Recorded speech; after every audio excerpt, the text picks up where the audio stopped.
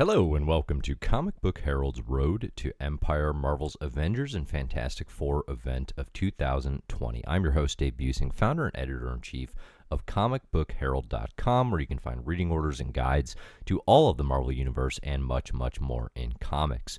Beginning with Marvel Comics number 1000 last year, and more directly with the 2019 incoming number 1, Marvel Comics began building to a Cosmic War event, with Empyre number 1 launching in April 2020. The event promises to bring the Avengers and Fantastic Four together against a cosmic Kree and Skrull threat that connects back heavily to Marvel cosmic stories told since the publisher's earliest days.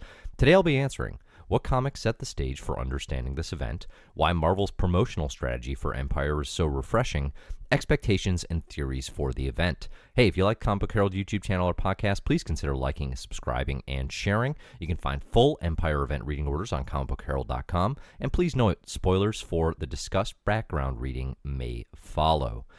Before digging into the comics and stories that set up Empyre, it's worth calling out a few big differences between Empyre and Marvel's last few years of big events.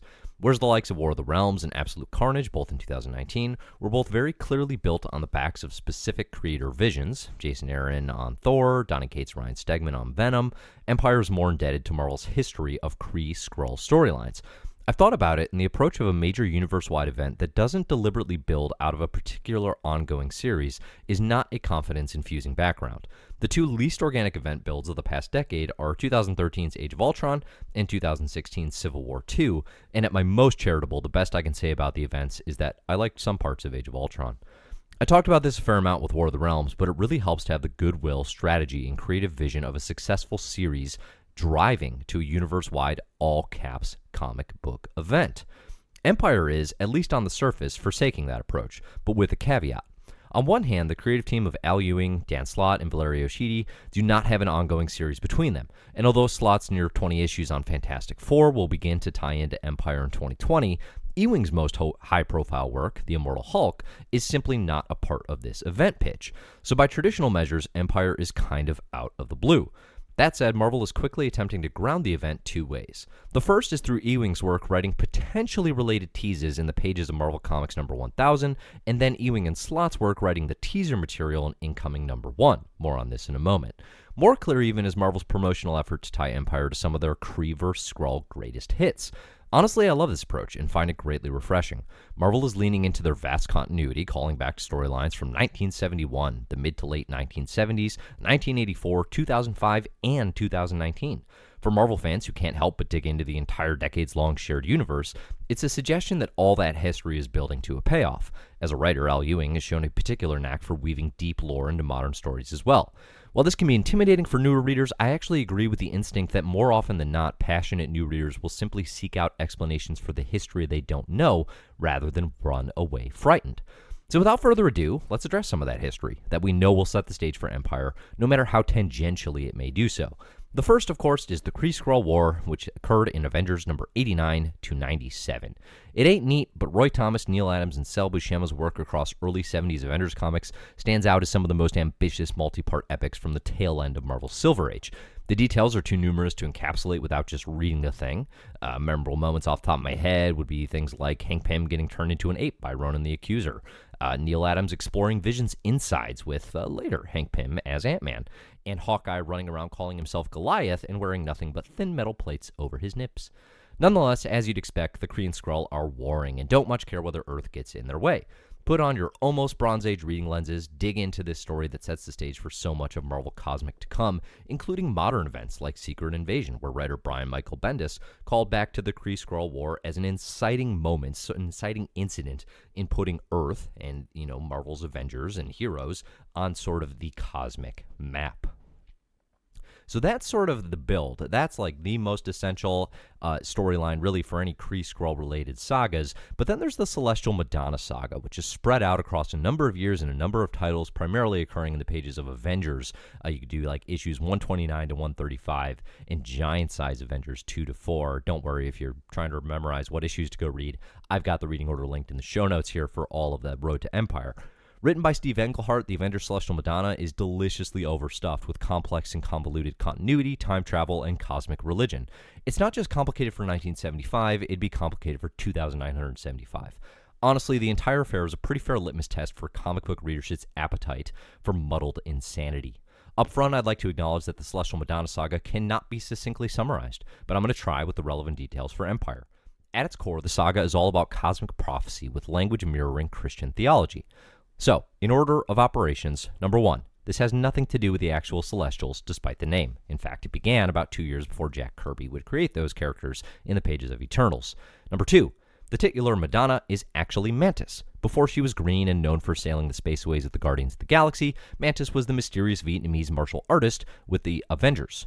Number 3, a Kree religious cult known as the Priests of Pama thought Mantis was the Madonna, and that if she mated with the tree-like Catotti, more on them in a second, she'd give birth to a celestial messiah. Despite the fact that it would require mating with a tree, Mantis quite literally does this and ultimately gives birth to the potential Kree messiah named Sequoia. No joke. It's a pretty wild story. There's obviously a lot to potentially dig into there. The biggest piece for Empyre seems to be the race known as the Catotti.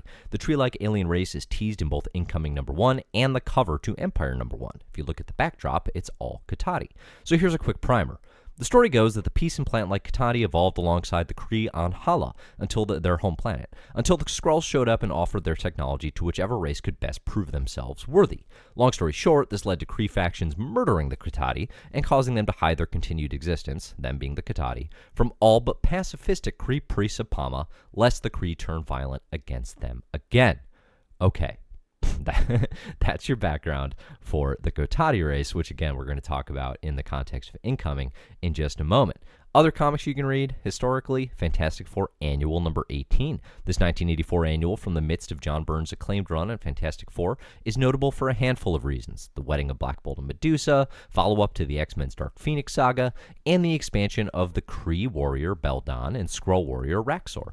In a personal favorite, wait, those guys? Lineage, the Kree and Skrull emissaries from Dark Phoenix. So they show up in the Dark Phoenix saga as literal emissaries. They have like very brief appearances saying, hey, the Kree and the Skrull are here to watch this Phoenix and X-Men versus the Shi'ar Empire, if you remember from the Dark Phoenix saga. And they get expanded roles all these years later in a John Byrne written issue, and what has proven to be Empyre setup. Both these characters play a major role in incoming number 1, again, that 2019 tease.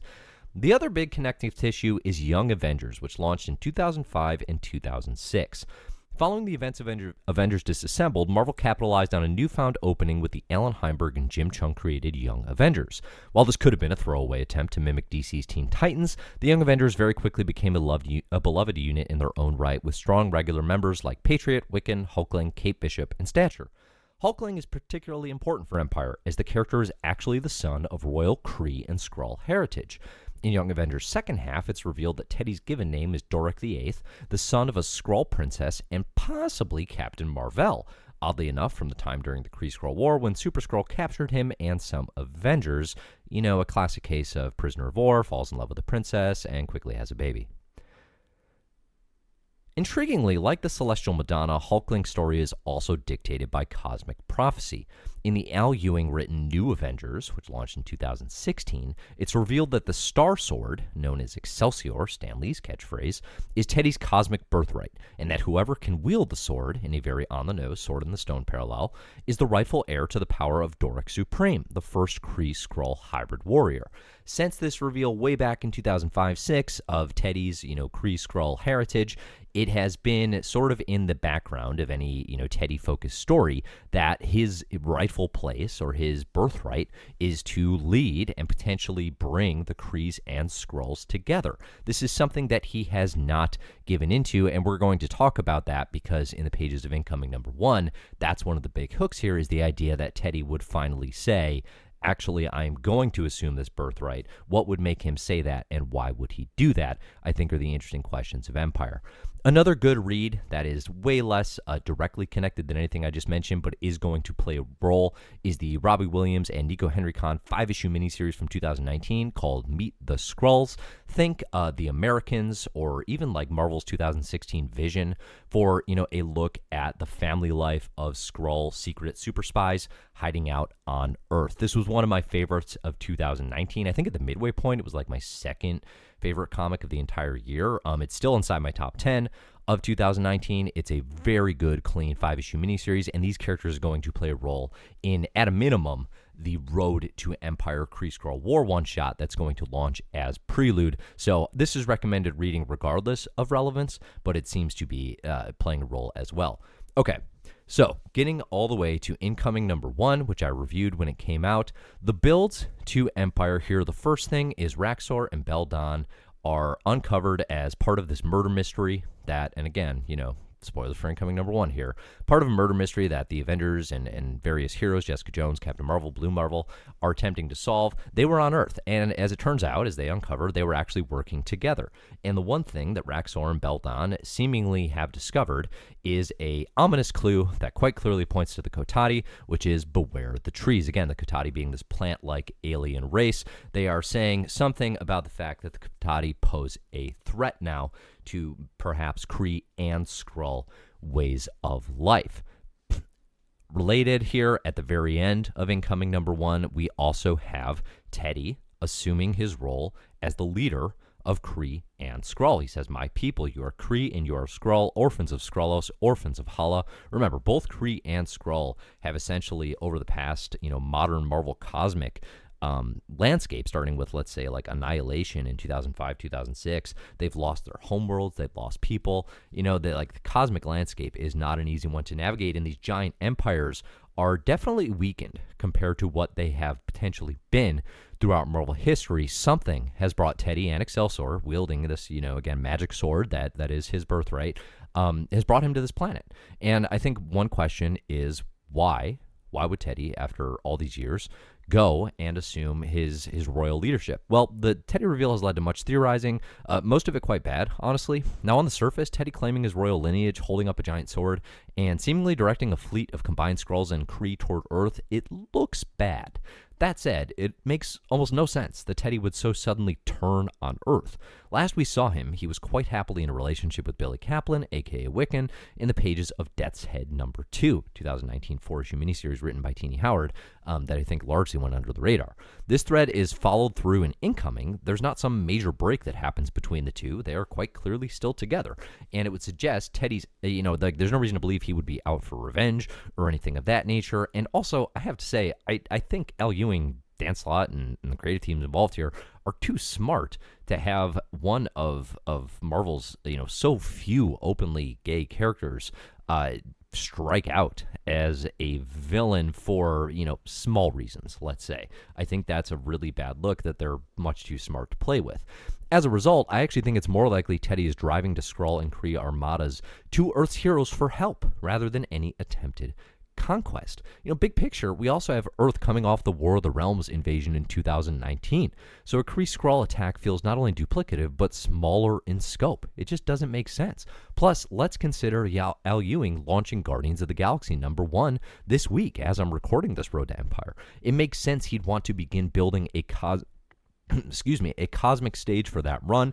And one thing he's proven across excellent work like Ultimates and, of course, Immortal Hulk is Ewing plays with huge cosmic concepts. I think something as simple and straightforward as a Kree and Skrull combined army invading Earth, that's too simple. That is much too simple, and it's been done, like we talked about. KreeSkrull War in the early 70s, even an event like early 90s Avengers Operation Galactic Storm, which is a Kree-Shi'ar war. These things have been played out. I think if you're going to do something like this, it's got to be bigger. It's going to be more expansive. I expect all the wild cosmic players that Ewing has loved to play with, and Dan Slott has shown he loves to play with in the pages of Silver Surfer, people like the Never Queen and the Elders of the Universe.